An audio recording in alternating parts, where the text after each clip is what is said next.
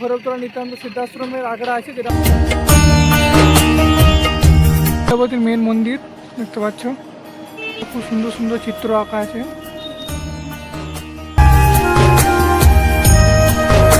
লাগানো হয়ে গেছে এবং ইলেকট্রিক তারও লাগিয়ে দিয়েছে।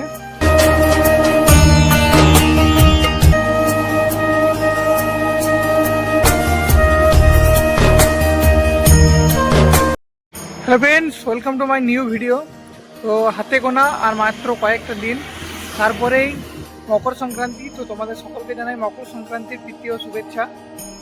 তো এই মকর সংক্রান্তিকে কেন্দ্র করে ভারতবর্ষের বিভিন্ন জায়গায় বিভিন্ন রকমের মেলা হয়।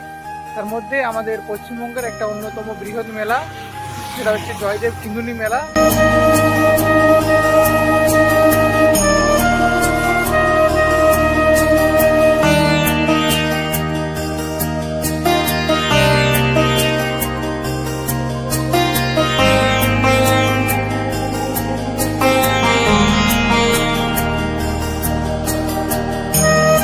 মেলা উপলক্ষে আমি এসেছি আজকে। তো আমি এখন দাঁড়িয়ে আছি অজয় নদের যে ব্রিজ, নতুন ব্রিজ হয়েছে সেই ব্রিজের উপরে। আর এখানে আর কিছুদিন পরে শুরু হয়ে যাবে জয়দেব কিন্দুনি মেলা। তো জানুয়ারির 14 তারিখ থেকে শুরু হবে এই মেলা এবং 17 তারিখ পর্যন্ত চলবে। এটা মূলত 3 দিনই হয়, তারপরে আরও অনেক দিন মেলা থাকে।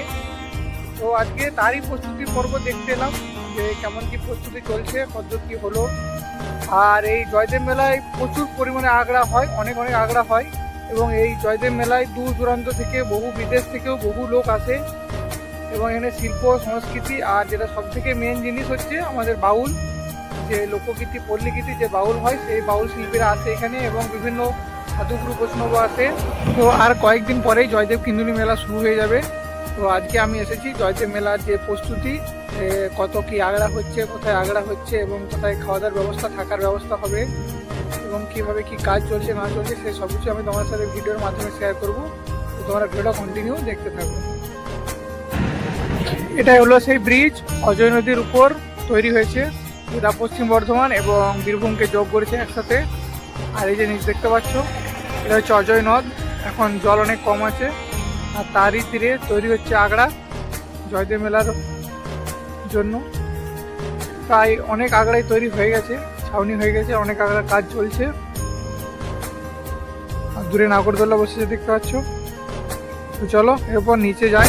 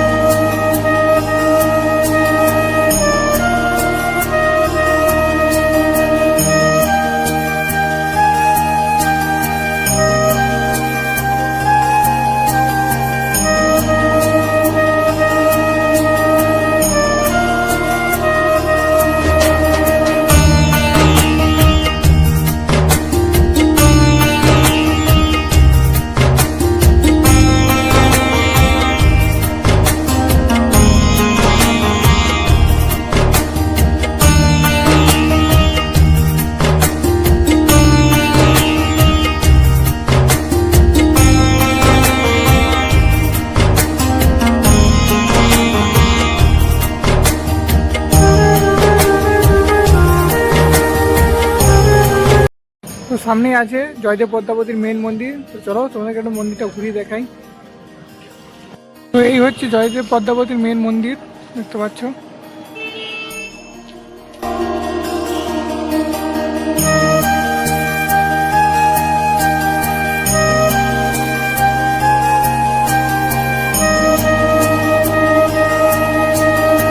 বাইরে পুজোর সামগ্রী পাওয়া যায়, তোমরা এখানে পুজোর সামগ্রী কিনে তোমরা ভিতরে পুজো দিতে পারো। তো চলো তোমাদেরকে একটু ভিতরটা ঘুরে দেখাই।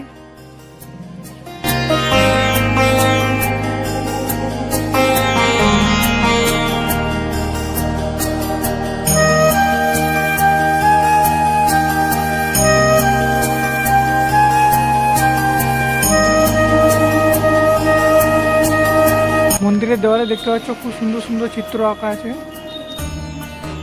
অনেক পুরনো মন্দির, তাই ভালো করে বোঝা যাচ্ছে না। খুব সুন্দর লাগছে দেখতে।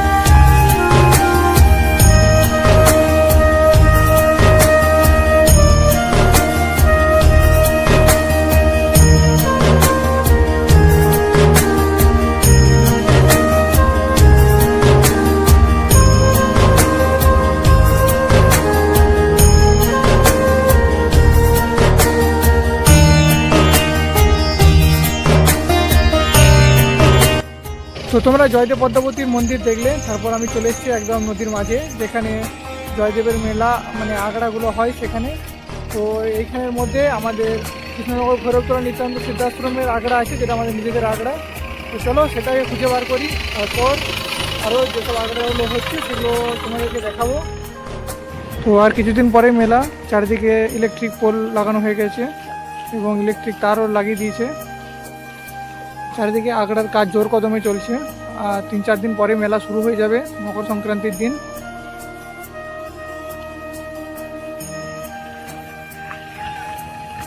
তো পশ্চিম বর্ধমান থেকে জয়দেবে আসার যে অস্থায়ী ব্রিজ, সেটার কাজ চলছে, তোমরা দেখতে পাচ্ছ, এখনো পুরোপুরি কমপ্লিট হয়নি।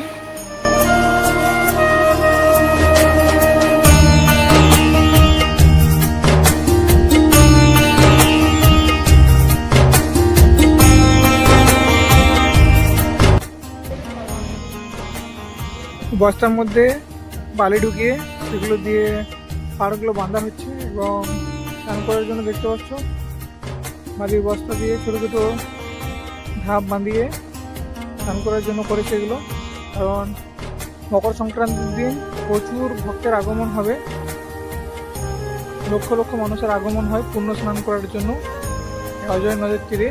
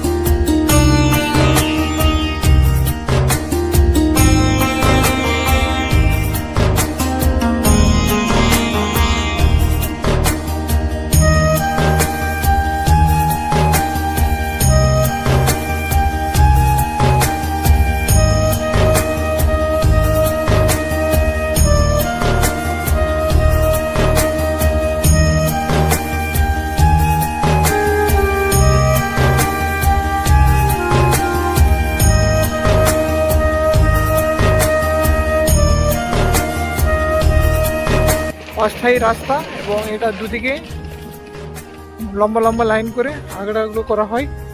এদিকে কিছু আখড়া করা হয় আর এই সাইড দিয়ে কিছু আখড়া করা হয়। পশ্চিমবঙ্গের বিভিন্ন জায়গা থেকে বিভিন্ন নামের আখড়া তৈরি হয়, তার মধ্যে আমাদেরও আছে নিজেদের আখড়া, কৃষ্ণনগর ভৈরবতলা নিত্যানন্দ সিদ্ধাশ্রমের আখড়া।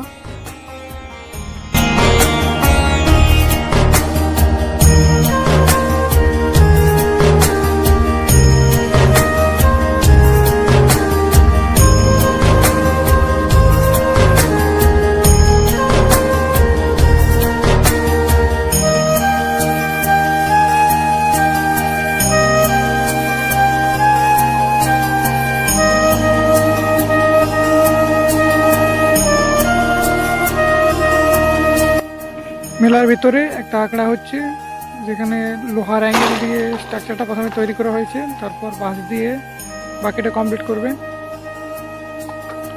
আর যে দেখতে পাচ্ছ বড় একটা নাগরদোলা বসেছে, ওইদিকে সব রাইডস, বিভিন্ন ধরনের রাইডস যেগুলো থাকে তার মধ্যে, সেগুলো ওইদিকে বসে পূর্ব দিকে। চলো তোমাদের আরো কাছ থেকে দেখাচ্ছি একটু।